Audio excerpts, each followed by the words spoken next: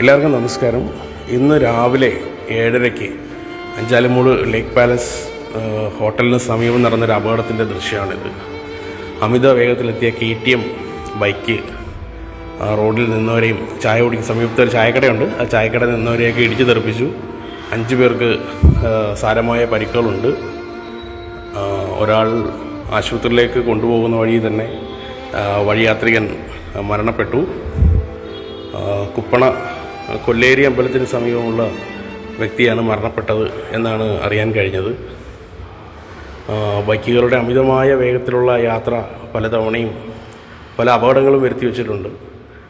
അതിരാവിലെ തന്നെ വളരെ വിഷമകരമായൊരു സംഭവമാണ് അഞ്ചാലുമൂട്ടിൽ നടന്നത്. ഇതാണ് ഇടിച്ച ബൈക്ക്. ഇതാണ് പ്രാക്കുളം സ്വദേശിയായ ഒരു യുവാവ് ഓടിച്ചു കൊണ്ടുവന്ന ബൈക്കാണ് എന്നാണ് അറിയാൻ സാധിച്ചത്.